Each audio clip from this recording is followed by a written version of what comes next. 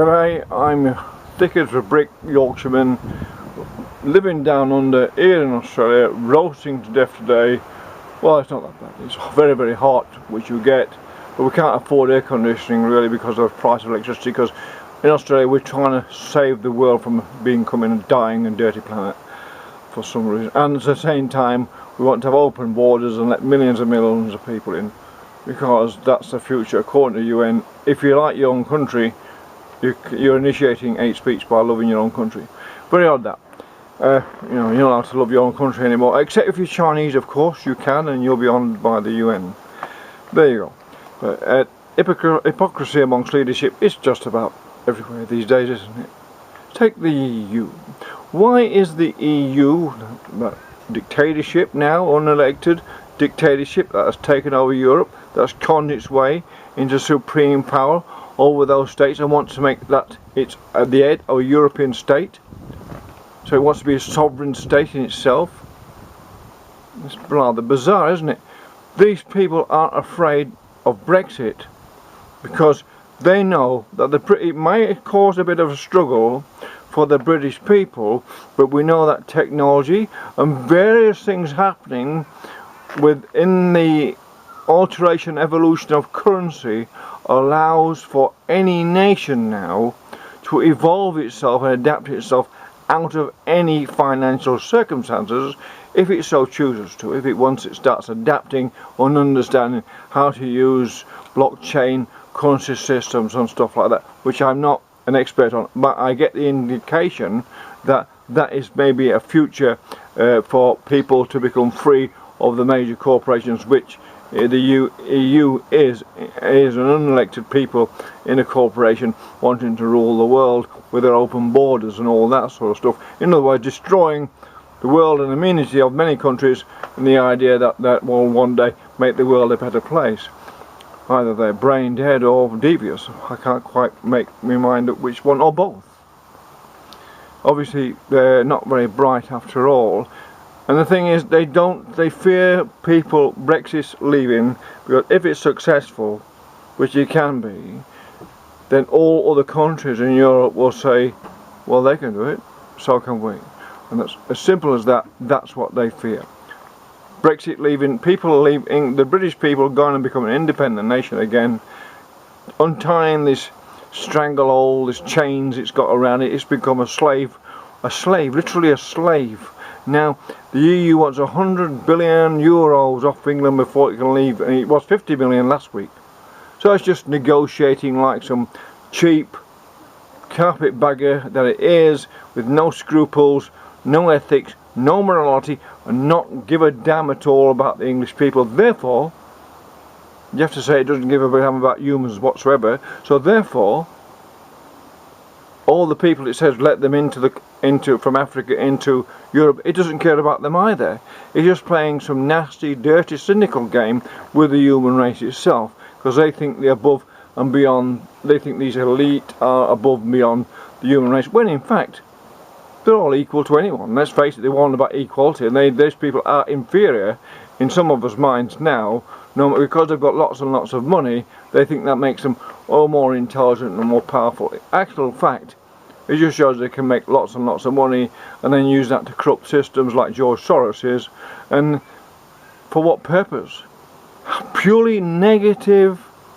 Isn't it altruistic towards the human race? It's being angry at other people that you cannot control. They want to control people, and because you can't control them, you get angry with them and start throwing your temper around at them and gesticulating and carrying on like certain people are over this attempt by the British people to free themselves of what is tyranny. That's all it is, a dictatorship, a tyranny coming into being, scaring the bejesus out of the normal people of the world, or saying, hang on a minute, this isn't quite right, this is not the dream we had. Yes, the world can be a better place, but not like this, where a central committee tells everyone how to think, how to be, how to behave. You're no longer a gender, you're no longer a colour, you are what they tell you to be. You can't be Italian, you can't be Hungarian, you can't be English, you are just a citizen with a number, and that's what these people are doing. And it's time to wake up to the fact that there are better ways of doing it. Let's give the future to the young people that is free of these bureaucrats, this elite, and that can be done because the young people have got the brains to work out that these people, these truly white, old white men, are truly the enemy of the young, because they're trying to do all they can to destroy the future, because they fear there are too many people to look after, when that is only a fiction created in their heads. Because they look upon the masses and think, oh no, they can't abide the masses, they don't hang with the masses, look at all the crowds in the street. They think, oh no, we can't, but each one's a living individual going about their own life, enjoying it and adapting to the circumstances, as humans always have done. Throughout the eons they have been evolving, adapting into all sorts of situations and living happily amongst other people. It's only the elite of the European Committee, the EU, have a problem dealing with other humans. Most of the humans get on without being interfered with and programmed to hate each other, like these people on the bureaucrats and the Soroses of the world are trying to do. Instead of letting people work it out for themselves, they're trying to tell them how to be, and that's antithesis to a positive evolutionary move for humans into a higher civilized state. They're actually degrading the human civilization, and it proves they think civilization is having lots of money and big buildings and being able to organize capital into structures, when it's actually just a pleasant behavior between individuals, how they go about the day. Like ethical, moral, principled behavior between individuals is civilization, at no matter what scale, economic scale that is. As we can evidence if we travel around the world and go to these places where there's hardly any money, and it's the most civilized place you can be, well, you have to say, well, that's civilization. There's no crime there. That is civilization, and they live in tin huts. You go to a big city like New York, it's full of criminals, and they own all the, there's all the, the criminals in the banks and that, they own all the big apartments in the banks. So they're not civilized at all. So you see, the barbarians have now taken back.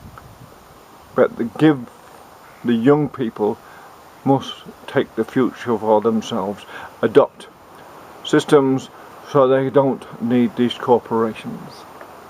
That's called evolution, and that is the revolution, a counter-revolution against these bureaucrats and corporations that needs to be considered by the young people, who are being used as pawns by extremely corrupt systems for nefarious reasons that will destroy the future for the young people they're using. I'm just a thick-headed Yorkshireman living in Australia, trying to ponder what on earth is going on. Well, we know, don't we? We know what's going on. A dictatorship has re-emerged into the world, wants to run it, and where is it from? Somewhere that understands and respects democracy and the principle of freedom and free speech. Not on your nose.